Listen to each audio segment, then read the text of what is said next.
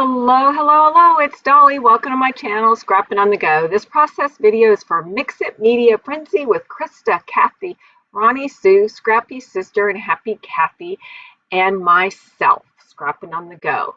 We are going to scrap lift this layout that was published in an article from Lindy's Gang.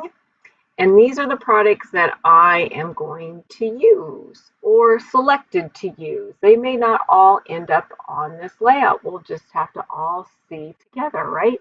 I'm going to document a photograph of my father. I'm going to show you briefly some of the embellishments that I pre-selected. Again, doesn't mean all these items will end up on this layout. That 12 by 12 cardstock that you see in front of you is from Close to My Heart. It's called Daisy White cardstock. It's got a nice thickness to it. I do not have to prep this page with gesso because I am not going to saturate my paper with a lot of water. I'm just going to use a little bit to bring out the pigment in my inks that I'm going to use and just have enough to spread it around on that acetate piece. So that yellow that you just saw me scrape with that little tool is from Shimmer's Paint, and it's called Dandelion Yellow. The watercolor little tab that you see in my left hand is from Rachel Beth, and it came out with her fall collection called Falling Leaves. The reason why I added the Shimmer's Paint is because just what it says. It added a little bit of shimmer to this background because the watercolor paint from Rachel Beth is a matte finish.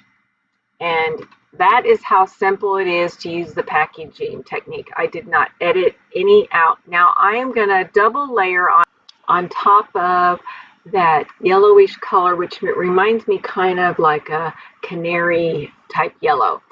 So now I'm going to use Shimmer's Paint Creamies called Crow's Feet. It's kind of like a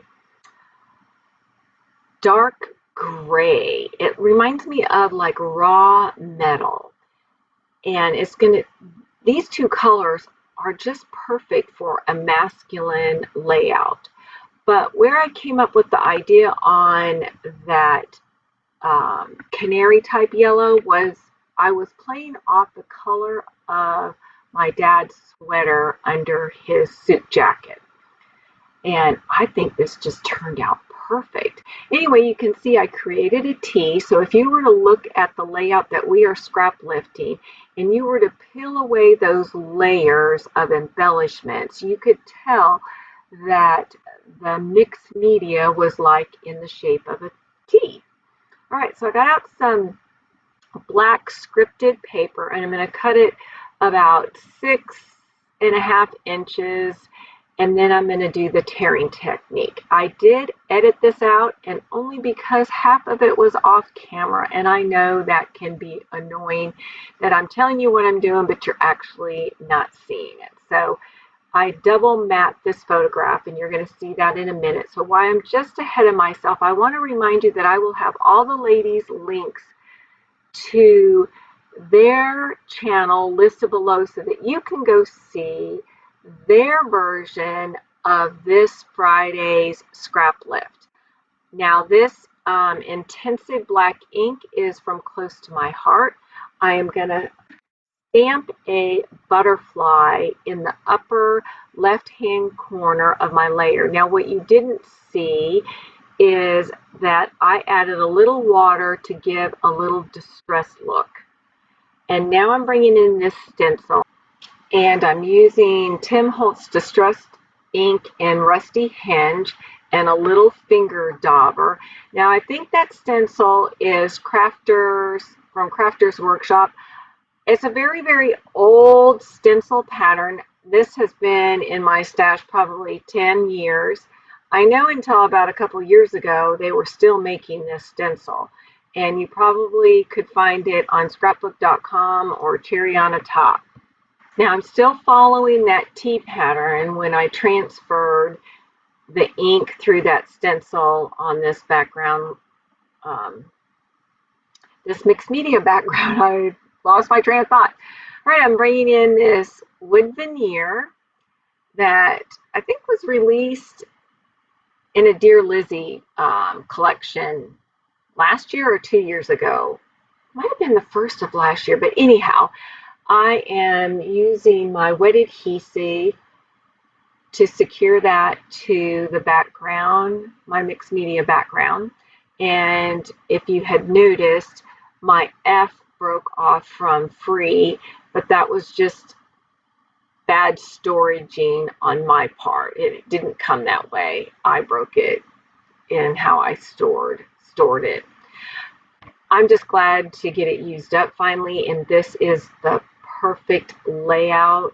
Again, this layout, I did not struggle at all creating this background, and I'm just going to be honest, sometimes I struggle with them, but I work right through them because the more you practice, the better you get. And I used to do mixed media a lot. Matter of fact, it reminded me of my husband getting out some of my old mixed media books, and he was going through them last night because he loves my mixed media journal books, and I used to do my own background. I mean, I would cover the whole background of like 6x8s or 8x8s, and I mean, I would just layer different media products on top of media products and use my heat gun and so forth. And you know what? They're like 10, 15 years old and they are holding up beautifully. And I mean, and I put photographs in those books as well. It wasn't just practicing or just design work. I actually made scrapbooks. But anyway, let's get back to the layout. As you can tell, I have some butterflies that I secured. I'm adding a charm here. I decided to go with this one that's a heart, like a locket heart. I thought I wanted this word phrase there, but it's the wrong color. As you notice, the flowers that I fussy cut is like a burgundy red, and that word phrase was a cherry red. I found some wood veneers that were XOXO, and I used the Tim Holtz Distressed Ink in Rusty Hinge, and then I used that same distressed ink and Rusty Hinge and went along the whole outside of my layout to bring your eye into the layout. All right, here are the close-ups. I appreciate you all. Get out your photographs, get out your mixed media, and play around, and be sure to give us a thumbs up and subscribe to our channel and keep coming back every Friday. I appreciate you all. Bye.